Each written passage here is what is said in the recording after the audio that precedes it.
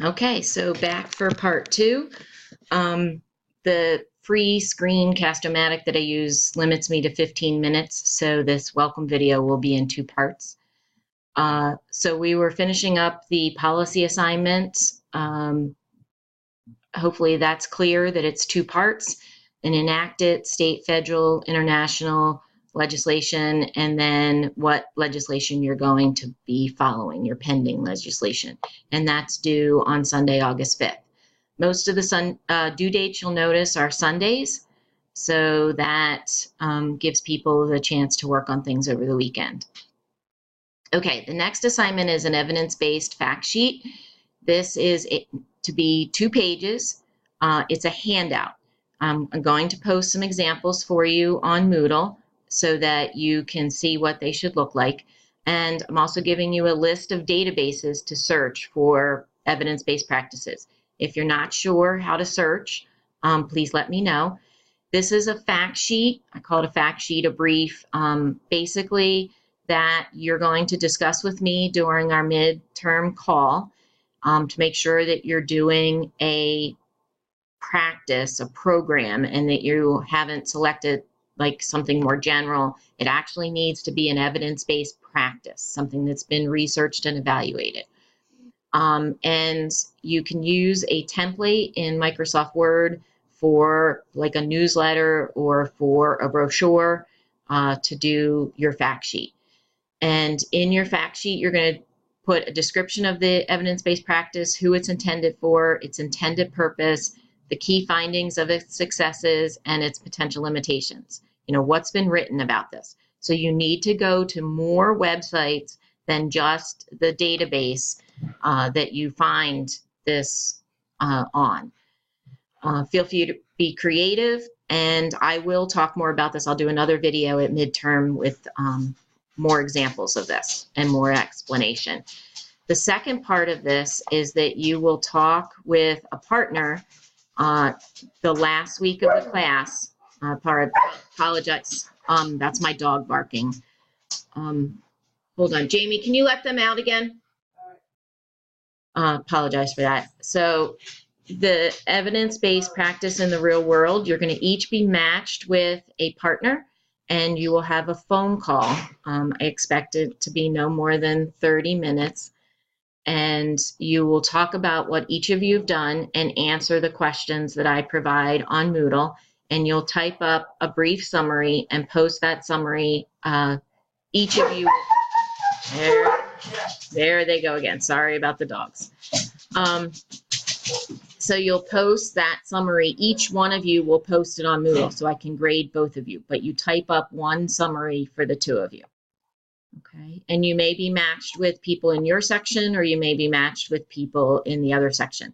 If you do not want me sharing your cell phone number with your partner, please let me know that ahead of time, because that's how I will match you up, is via text.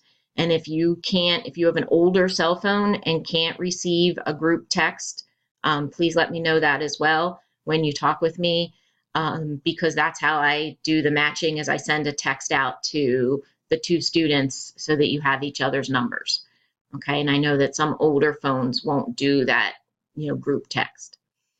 Okay, then the initial getting to know you and the mid-semester check-in. So during the first week of classes, there's a getting to know you survey that'll be posted on Moodle. It'll be up later today. And you need to complete that and upload it so I know a little bit about you and which campus you belong to, where you are in the program, etc., and what you hope to get out of this class. And also, please text me so I have your phone number. Then at mid-semester, you're going to schedule a call with me. In the way you're going to schedule that is you're going to text me and you're going to say, Leah, are you free Tuesday at 4 o'clock? And I'll say yes or no. And then right before, your scheduled time, you'll text me and say, does this still work? Because life happens for both of us. And if it still works, then we'll talk. And it's, maybe I say 10 to 15 minutes. It's never that long. It's more like 5 to 10. Just touching base, talking about your evidence-based practice, making sure, you're on target with all of your assignments for the course. Okay.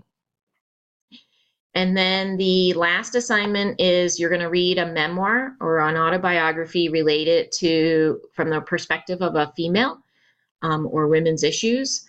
And you can find them. I have 3 book lists on Amazon. So you can look, one is women's issues specifically. Then I have my human sexuality class, which has some books on there by women. And also my child welfare, children's issues book list has a lot of books by women who have survived childhood trauma. So you can pick a book from any of those 3 lists, and you just need to let me know what your book is. I'll post, there'll be a spot at the top of Moodle for you to type in the name of your memoir, but you should let me know first before you put it in there, just because I try and keep track that we don't have too many people doing the same book. And please choose your book by July 29th. And then this will be discussed in a final chat session, which is technically your 4th chat during the weekend of August 16th to 20th. And then here is a breakout of the grading, and the rest will be on Moodle. In terms of late assignments, flexibility to some degree in assignments. I give you, a lot of leeway in terms of when things are due, giving you a lot of notice ahead of time. But if something's going on, please let me know. Last summer, I had one student who was on National Guard for 2 weeks, so I needed to make adjustments due around when she was going to have internet access. So if I know ahead of time, I am willing to work with you, or, if life happens, please let me know, okay? And then course evaluations, we are having a lot of trouble with students not doing the evaluation for the online courses. Please do that at the end of the semester. It helps me, it helps Marywood. And then if you have any accommodations, please let me know, and I will work with you to the best of my ability for, how we can make this work for the online course. Okay, so that's what you need to know. Everything's going to be up on Moodle. I will send reminders out with due dates. I do a lot of communicating through the 6-week course. Now, there we go. Now back to me. So let me tell you a little bit about myself. As I said, I'm Leah Doherty. You can just call me Leah. I've been teaching at Marywood for about 23 years. Yeah, jokingly, I say I started when I was 6. I went to Marywood's undergrad and got my BSW. I got my MSW. My first, one of the things that I like very much about social work is that it has allowed me to do a whole lot of different things over, my career. So my first job was in a group home for persons with developmental disabilities with an organization called Step by Step. Then when I graduated with my MSW, I became the first HIV case manager for Northeastern Pennsylvania, probably prior to when some of you were born. I did that in the early 1990s. At a time when to be HIV positive, there's still stigma, obviously, in 2018, but it was a time when we didn't have meds, and a diagnosis of HIV usually was closely followed, if not at the same time, with the diagnosis of AIDS, and that you knew that your life expectancy was likely to be short. AZT was the first med that was approved, and that was while I was the case manager, and I got to see the effects, of new medications as we tried to figure out what to give to people and so forth. And I served the rural counties of Northeastern Pennsylvania as well as Lackawanna County, and I saw a lot of people come home in shame and stigma to die, and that was, a very impactful part of my career. Following that, I worked for 5 years on a contract with the Department of Defense, studying families in the military who, both young service members and career military family, and what was it like in their families and for their children. So I got to travel throughout the United States and internationally, meeting with families and putting together reports for the Department of Defense. When I left that position, I went to United Neighborhood Centers, and I was there for 10 years and helped grow a lot of their housing programs. Started with a staff of just a couple people, and when I left, there were over 20 in the Community Services Department at UNC. So I have a lot of experience with vulnerable populations, at-risk populations, homelessness. I also was involved in the starting of the Batterers Intervention Program. there to work with men who were violent in intimate partner relationships. Did a lot of programming for at-risk teens, first-time offenders, so a wide range of programming there. When I left there, I went to Women's Resource Center and worked there both in their grant management and direct service. I'm one of those crazy people that likes to be on call and doesn't mind doing the 2 a.m. Call, whether it's to an ER visit or to hotline kinds of crisis. So I did that for a number of years, working with sexual assault and domestic violence. When I left there, I jokingly say I retired for a few years to become a full-time foster parent. And over a course of 5 years that I was actively doing foster parenting, I had 28 youth live in my house. And at one point had 3 teens and 1 preteen boy living with me. That's where I come up with the expression, I can't make this shit up, when you have all unrelated, no siblings. At this time, I've adopted 1 young man. He's 11, Jalen, and I have a 19-year-old who lived with me as a foster youth who has come back to live with me recently. So I have 2 children who live with me, and right now I'm not actively doing foster parenting. I'm not sure if I'll go back to it or not. We'll see what the future brings. Some of you may know that I recently lost my partner to metastatic breast cancer. I know a couple people are in this course who had me in summer 1 when all of that was happening. She passed away in the end of May. So that it's been a couple difficult months with that and with, that journey with her. So when we get to the chapter talking about women in healthcare, I'm sure that will be a fine line for me to share with you, some of my personal experience with her with metastatic breast cancer and the health, care system. But I'm happy to share some of my lived experience. And what I've learned through this is how many people are touched by metastatic breast cancer.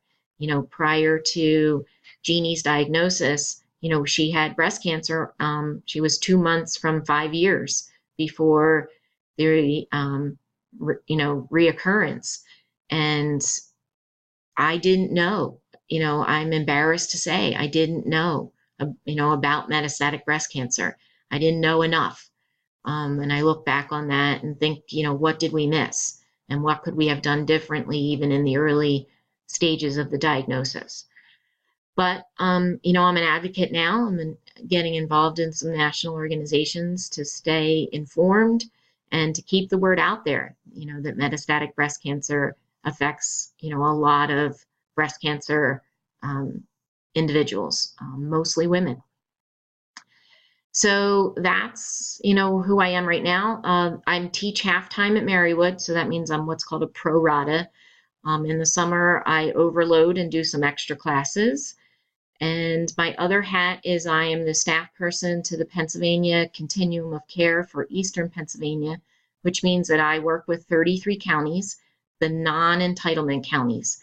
So it's everything but the Philadelphia, larger counties around Philadelphia, Harrisburg, Lackawanna and Luzerne are entitlements, so I don't work with them.